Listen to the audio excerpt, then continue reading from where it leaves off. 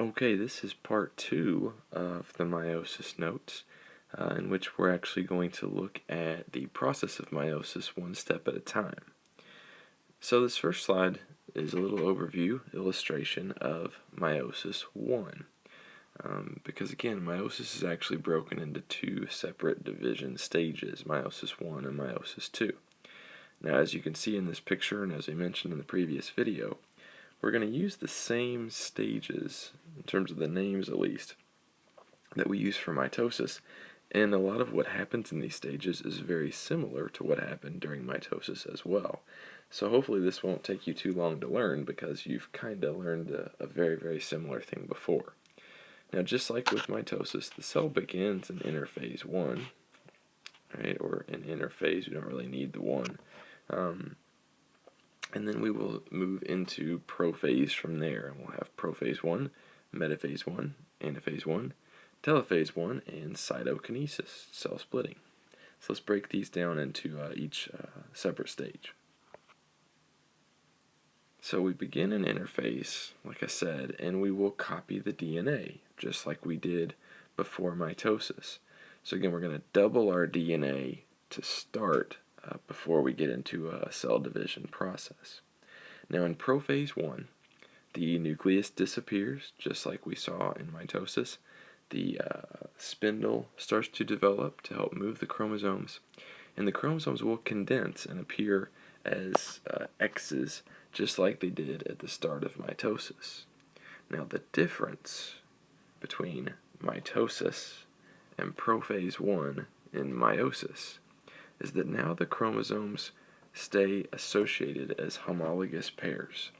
So again, remember that you're going to have one chromosome from mom and one chromosome from dad that are going to be really similar to each other. And these two chromosomes are going to form a homologous pair that's going to hang together during prophase 1. And this little grouping that hangs together is called a tetrad. Now, some of you guys might know that tetra would technically be a prefix for 4. The reason we call it this is because there are technically 4 sister chromatids, right? Half of X's, if you can remember that term from mitosis. 4 chromatids here. I think I just made this look worse by trying to circle them. But 4 chromatids here. Let me draw them this way. All right, chromatid 1, chromatid 2, chromatid 3, chromatid 4. Right, which then goes together to form basically our 2 X's. Now this tetrad is very, very important, because during prophase 1 there is a really significant event that takes place.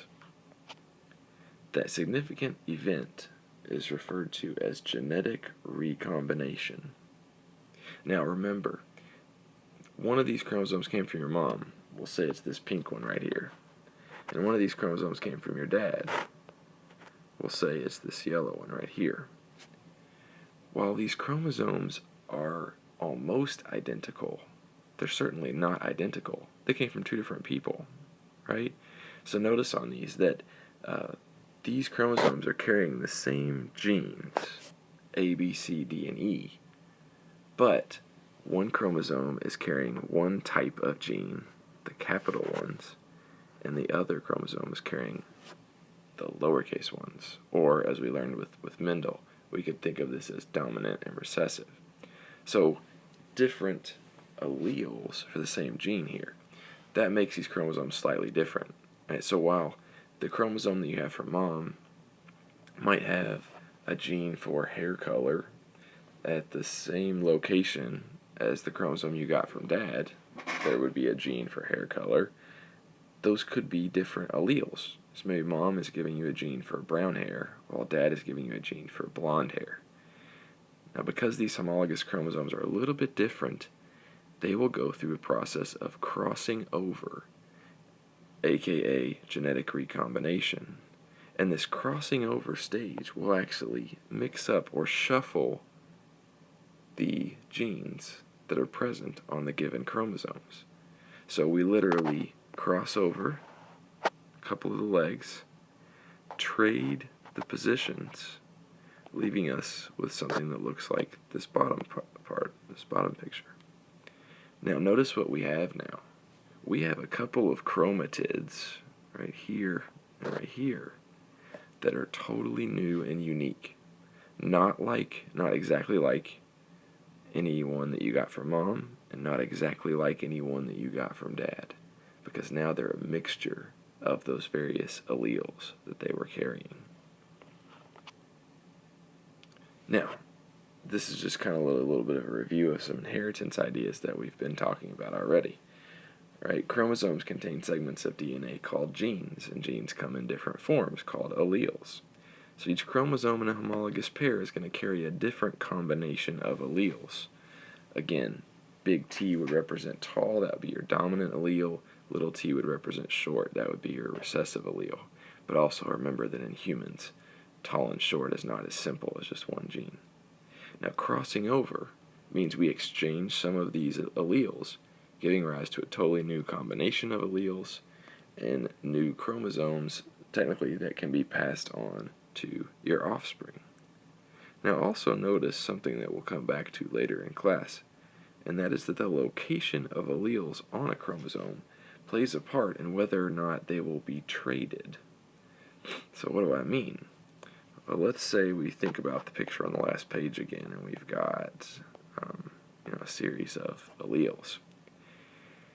If we do crossing over, and let's say we cross it over here, so we actually kind of flip-flop with another chromosome. The farther away you are, notice A and D, the more likely it is that you will be separated when crossing over takes place. The closer you are together, consider A and B, the more likely you are to stay together when we do crossing over.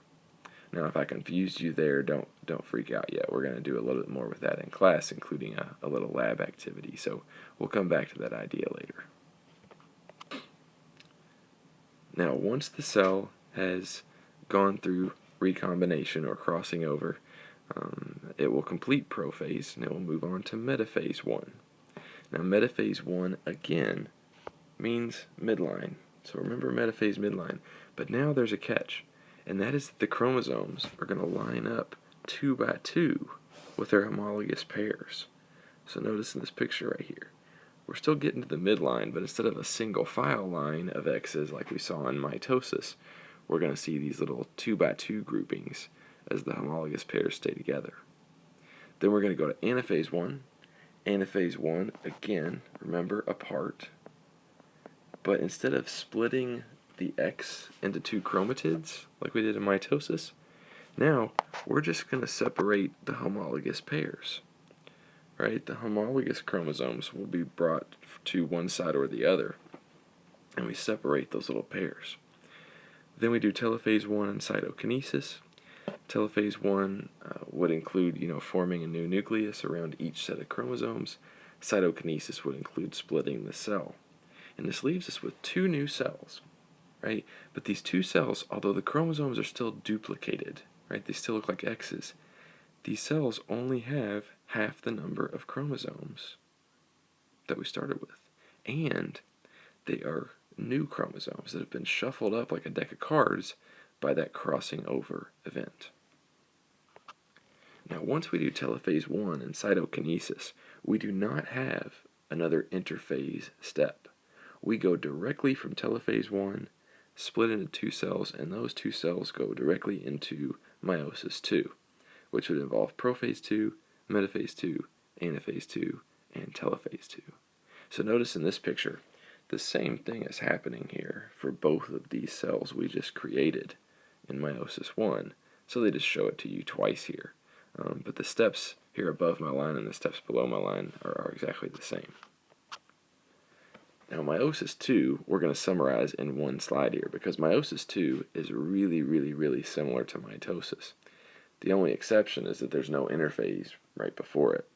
So prophase 2, our spindle forms, our nuclear envelope goes away, our chromosomes condense, and they are X's. Metaphase 2, the chromosomes line up along the midline, and this time, again, they are essentially a single file in the cell, just like it looked when we did mitosis. Anaphase 2, the sister chromatids will split apart, and move to opposite ends. So again, just like we saw in mitosis, now we will actually separate that X into two chromatids, and we'll send those in opposite directions. And then telophase 2 and cytokinesis, nuclear envelopes are formed around each new set of DNA, and the cells will split into two. So, really important, here at the bottom, the results of meiosis. Meiosis 2 is going to finish off when we have 4 new cells, each of those with half the number of chromosomes of a normal cell. Or in other words, 4 new haploid cells. Now a little bit to kind of round this out in terms of what we see in humans. In a sexually reproducing organism, the haploid cells that you create during meiosis are referred to as gametes. And gametes are the cells, sometimes also just referred to as sex cells, which come together in fertilization to form a new organism. And a new organism is referred to as a zygote. Now, you're probably familiar with the names of human gametes, and we used them back when we talked about how flowers reproduce, when we talked about Mendel. Right? The female egg is the gamete that we see in women, and the male sperm is the gamete that we see produced in men. Now, while these pictures are not necessarily to scale like in real life, they are to scale with each other. So notice that the egg cell right here is way bigger than these sperm cells right here. So the female gamete is a lot larger cell than the male gamete. And you also make less of them. But this is important because if meiosis occurred the same exact way in males and females, we should end up with the same size cells in males and females. So there must be some difference in the way males do meiosis and females do meiosis. Let's check that out. So first we'll start with males here at the top. And we'll start with males because it's simpler. Male meiosis is essentially what we have been talking about throughout this whole PowerPoint. Male meiosis is where you start with one cell. You do 2 division stages. Everything divides up evenly, and you produce 4 sperm cells that are all about the same shape. So sperm cells, too, are only about 1/4 the size of the cell that we start with. In females, it's different. In females, every meiosis event only really produces 1 haploid egg. And this is why the egg can be so big. Right? The egg is pretty much the same size as the cell that we start with. And the reason that we can do this is that our divisions are unequal in female meiosis. And when we say that, we mean that the cytoplasm basically divides in an unequal fashion. So notice in the first division step here, we make 1 bigger cell and 1 smaller one. Then our second step, we maintain the size of that first cell, and we end up with another tiny one. Now these tiny things are called polar bodies. These polar bodies are inactive. They are basically just broken down and recycled by the body. They don't play a role in reproduction. They're not necessary really at all. The only reason we do it is so that we can do meiosis, but we can finish with 1 big egg cell versus 4 smaller cells like we see in the guys. Now this last slide, also very important, because one of the most important things that we need to pick up from meiosis in chapter 11 is basically how is it different from mitosis. I've pointed out throughout this PowerPoint how meiosis is similar to mitosis, mainly just because hopefully that helps it make sense to you because we already learned mitosis. But a big thing to make sure you know is how do the two differ. And so I put together this little chart on this slide to make it really easy to compare mitosis and meiosis. So mitosis, if you remember, begins with a diploid cell and finishes with 2 diploid daughter cells. Now these daughter cells are also going to be identical to each other and to the original cell that we started with. And it does all this in 1 division step. right? Prophase, metaphase, anaphase, telophase. Meiosis is a little bit different. Meiosis also starts with a diploid cell, but it gives rise to 4 haploid cells. So notice there's a difference in the number and a difference in the number of chromosomes that we finish with. The daughter cells in meiosis are also genetically different from each other and from the original cell because of crossing over, or the technical term again is genetic recombination. And then meiosis involves 2 division steps. Right, we got prophase, metaphase, anaphase, telophase 1, and we've got prophase, metaphase, anaphase, telophase 2. All right, this concludes our information about meiosis, and that completes chapter 11. So we've got a couple different lab experiences to go through, but then we're looking at a test coming up right around the corner. Thanks for listening.